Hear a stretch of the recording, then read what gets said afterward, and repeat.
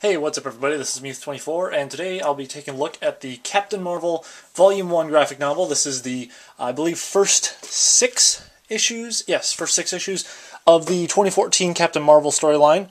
The second one, I don't know if it's out yet. It's supposed to release sometime early 2015 here. But this is the Carol Danvers Captain Marvel, who used to be Miss Marvel in the Avengers lineup and sort of her own storyline there. I've read some stuff with this current Captain Marvel in the Avengers storylines, like I mentioned in my review of Avengers Endless Wartime, how I enjoyed her as a character there, but I wanted to see more of her. There's a reason I picked this up, a couple reasons actually.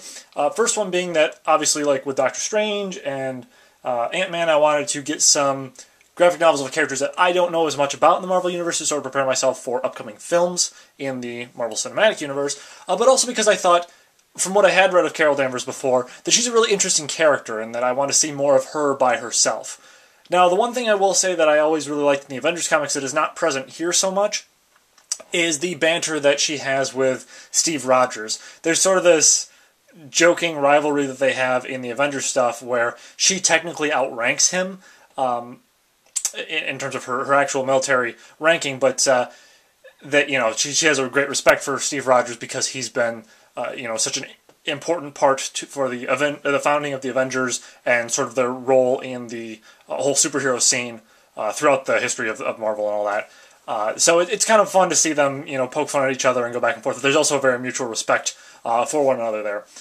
What we do get to see a little bit of, because the story is mostly just about Carol Danvers doing her own thing, but what we do get to see is that we get to see her a relationship with James Rhodes, otherwise known as War Machine, and how that's sort of an important thing for something that she wants to hold on to, but at the same time she sort of needs to break into her own, do her own thing, go off and be an independent hero. And that's where we get sort of the cross between the Avengers Earth-based heroics and the cosmic, spacey stuff that's more in line with Guardians of the Galaxy and Nova and that sort of thing. And we do see her cross paths with the Guardians of the Galaxy, not just here, but also in the Avengers Disassembled storyline from the Guardians of the Galaxy comics. And I'll get more into that when we do that proper review. But it's kind of cool to see this sort of merging there, because a lot of times with the Marvel Comics, it's usually one or the other. You have the Avengers based on Earth doing their own thing there. You have the cosmic side of things with Nova and Guardians of the Galaxy and, even the new Star-Lord spinoff and stuff. And there's been a little bit of a bridging there with, like, the Guardians of the Galaxy X-Men crossover that they did recently. But even something like Infinity, they go into space and they meet up with the Shi'ar and Annihilation Wave and all that sort of thing, but it doesn't feel like it's quite as cohesive as it is here, which I really appreciate. Now, the fact that this is a Captain Marvel only story for the most part means that there are some other characters, but they're characters that I don't feel like we're going to have much more of past this. They're sort of like this team that she throws together when she's adventuring through space and visiting all these different planets and stuff, and she's sort of the mentor to them, which is, I think, a nice direction for this story, because when she's in the Avengers dynamic, it's that she's a team player, right? But with this, she's still very much concerned about their well-being and all that, but she sort of has to take on the leader role a little bit, and I think she comes into her own a little bit more because of that, which is cool. Looking at the art here, love the cover art here. It's very simple, very stated, but I like the way that she's displayed there on the front, putting the glove on. You can't see it here on the cover, but the helmet is really cool too. It's sort of got this almost Iron Man tech where it sort of builds up and around her head as it goes on, and then her hair comes out through sort of like this mohawk-looking thing. Captain Marvel logo there, I think, is really cool. I believe it might just be a working logo. It's what they displayed for the movie title card when they revealed all the Phase 3 stuff end of last year, but that might end up being the final title card, which I'd be cool with. I like that sort of neon retro look to it. There's the helmet there on the back, you can see, and then there's Drax and Star-Lord and Rocket. Like a lot of the Marvel comics that I have, this is rated T+, which I feel like is usually some of the best storyline-wise in terms of developing the characters and keeping the stories mature enough, but not like, overly dark. That they're entertaining, but then they have sort of a mature storytelling style to them, but that they're not trying too hard to be, like adult R-rated content, if you will. Here we have some of the covers here in the front. Got some really cool artwork on the covers there. And then the inside of the comic here, the art style does remind me a lot of what the sort of current style is for the Guardians of the Galaxy stuff, with the character designs and the environment designs and all that. I do like the sort of darker backgrounds there, indicating what time of day it is and all that. And then obviously we have some more like clashing of colors there for space battles and explosions and all that jazz. We do have a fun little encounter with the Guardians there, though, where Rocket believes that her pet cat is, I believe they call it a flurkin, where it's like this weird creature that's going to spawn a bunch of babies, and I guess that does come to play out later on. Not in this volume, but I can't imagine that's particularly spoilerish. But basically what ends up happening is that Captain Marvel goes to this planet where it's a bunch of different species that kind of got thrown together in this encampment, and they don't have the best resources or the best environment to work with or anything. And I forget if it was a result of the Annihilation War or what exactly, but they basically all got kind of thrown together in this desert world, and King Jason of Spartax, who we know from the Guardians of the Galaxy comics is kind of a dick, basically tells them that they're going to play by his rules, which is that he gives them as minimal resources as possible, or they're not going to be helped at all, which kind of stinks.